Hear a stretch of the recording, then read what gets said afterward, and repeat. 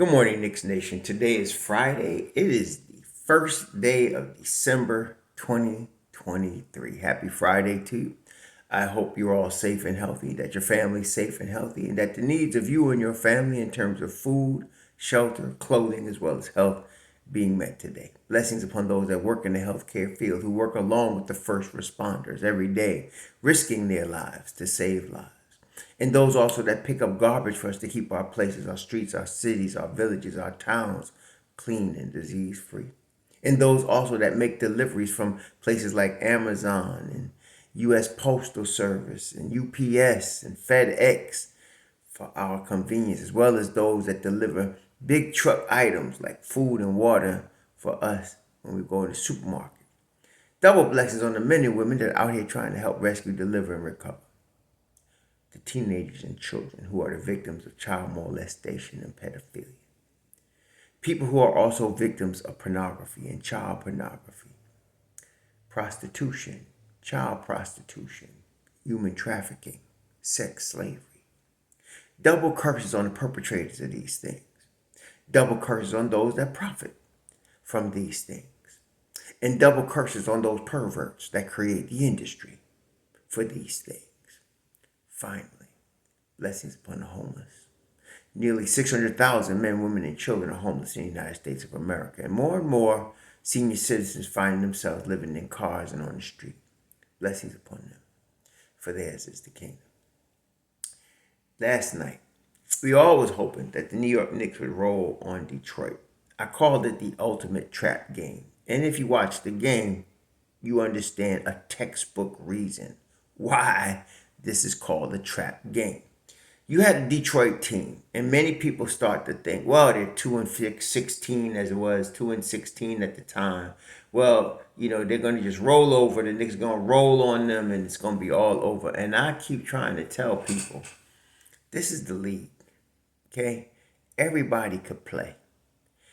And the more a team like Detroit loses, the more desperate they are to win. And what we saw last night, we saw all of the elements of what I described yesterday as a young team, an inexperienced team, a team with a lot of talent, but don't know how to play NBA level defense yet, and don't know how to execute down the stretch. We saw all of those elements last night, but they were giving more effort because they really are desperate to win a game. Somebody brought up yesterday, they haven't won a game in the whole month of November. So that means they're desperate to win. Then you add that to MSG and they playing under the lights. Everybody was going off. They was trying their best. And at the same time, people like to trip and say the Knicks should be more prepared, blah, blah, blah. I think people, like I said, just want to be gripey and whiny. And so they use their whatever problems they have in their life to gripe and whine about the Knicks. It's human nature when you look at a team that you're clearly better than, to have a time getting motivated, and it was tough. The Knicks started off with a 16-point lead in the first quarter, but then Pistons kept fighting back, man. And I was never really worried about the Knicks losing the game. I was just my biggest concern, obviously, is games like this where some of your important pieces get hurt. So nobody got hurt. That's number one. And then the second thing was I didn't want, our big pieces, our main guns to be playing 40 minutes, 48 minutes, because tonight we know we got Toronto, right? Well, anyway, the Knicks did have to play, heavy minutes yesterday. But I want to tell you something, man. In spite of that, we did not want the Knicks to do. I kind of knew from the third quarter Jalen Brunson was going to need to get 40 for us to win this game. And I felt very strongly that he was going to do that. The thing is, I can't stress it enough. Jalen Brunson is the greatest free agent signing in Knicks history. The greatest free agent signing in Knicks history for multiple reasons. Number one, the talent, obviously. He's unguardable. And he was last night. He was taking them kids to school. And I want to tell you something. This is the next level. If you go back and look at him in high school, look at videos of him in high school, look at videos of him in college, this is the next level of that leadership that you're getting here. And it's going to get better. It's crazy. And the second thing about him being the best, the greatest free agent signing in Knicks history is they got him what I thought, let me speak for myself. I thought 80 million was too much for him. Coming out of Dallas, second round pick. I was like, I know he's good, but he's second, he's coming off the bench, Jalen Brunson. Let's let IQ have the keys and let's move from there. So when they signed him to 100, I was like, whoa, whoa, whoa, whoa. But now, just a year removed, right? It was a year. That's a bargain. This guy, well, now you're getting people getting 300 million with 250 million. And this guy's getting 100. That's a lot of freaking money. But shoot, he's worth double that. Easy. Okay, easy. So they got to steal. And like I said, it's crazy. But I'm going to tell you, first of all, he's going to be all NBA. And he's going to be an all-star. There's no doubt. I'm looking at the East and I'm wondering who's playing at the point guard spot better ball right now than Jalen Brunson. I mean, at the point guard spot, who's playing better ball than Brunson? I can't see nobody.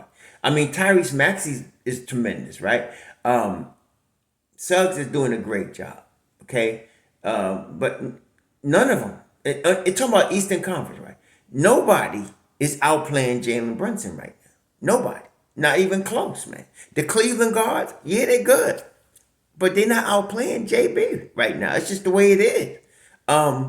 Even Dame Dollar and Giannis, yeah, they doing good. But Dame Dollar not outplaying JB right now. He's just not. JB is doing his thing. And the Knicks are 11-7 after 18 games. So you got to give him his props, man. He wow. I mean, wow. We were whining, all of us, about getting a point guard for years and years and years.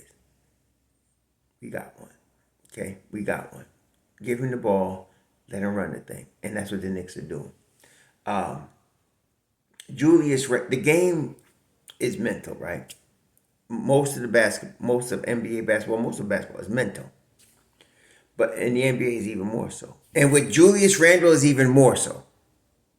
When you're mentally out of the game, you forget it. But when he gets turned into the game mentally, he's rough, man. And that's what happened. He was tripping. If y'all noticed, there was a point in the game where he starts tripping. It was about the half. He took a terrible shot, right? Then he started to try to, he has this habit of trying to blame anyone but him. He took a terrible shot. And then he's yelling something at Brunson. And Brunson just handled it the way a parent handles a child. And in the second half, here comes Randall. And now 29 points, 10 boards, 2 on the offensive end. The Knicks did not, as Tom Thibodeau said, they did not do a good job rebounding the basketball. Yes, they got 41 boards last night, but this is a team that averages 47. They averaged 14 offensive boards. They got 12 last night. They did not do a good job. Quickly did not shoot the ball well, but Dante shot the ball very well. Hart played a very good game. They shot the ball very well. And then, of course, there's Julius and there's Brunson. And again, this is RJ, he didn't have a great game offensively, but he's playing at a higher level, period, right now. But the thing is what I like about this team. One night it could be Quickly. One night it could be Dante. One night it could be Josh Hart. It could be Grimes. It's going to be Grimes. Watch. He's terrible right now. He's shooting the ball terribly. He's still playing good defense, but even I have to say, last night his defense was below par. He got caught leaving his man wide open a couple of times. I don't know what Q-Dog is going through, but this is what's called development, and I know Tom Thibodeau is going to stick with him. So some of y'all can stop tripping, but I'm not worried about him long term. And in fact, if you listen to Begley, somebody was asking him when they gonna get rid of Grimes or move Grimes, and he said they ain't doing that. Begley told you all that yesterday. He did not in the mailbag. He said they're not. No. The Knicks are Grimes is gonna be all right, and the Knicks got their confidence in him. So do I.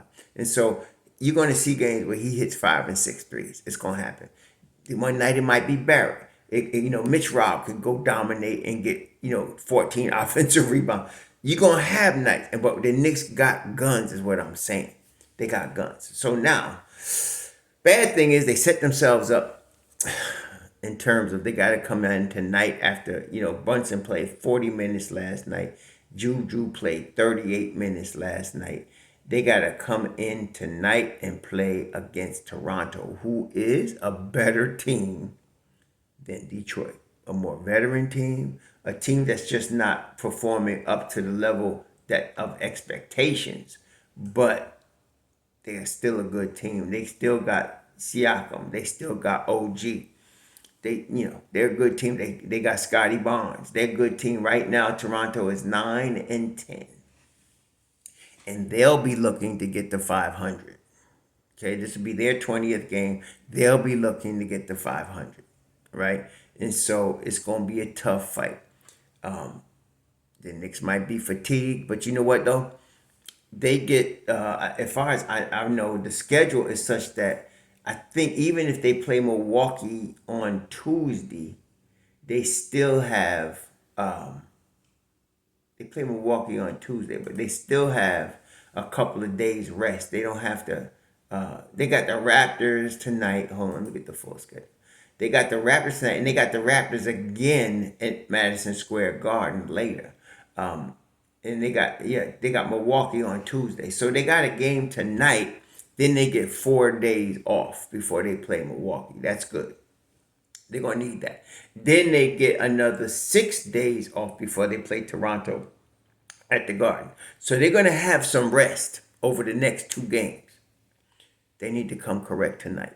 Suck it up. This is where you prove yourself. Suck it up. I know Brunson's going to be ready.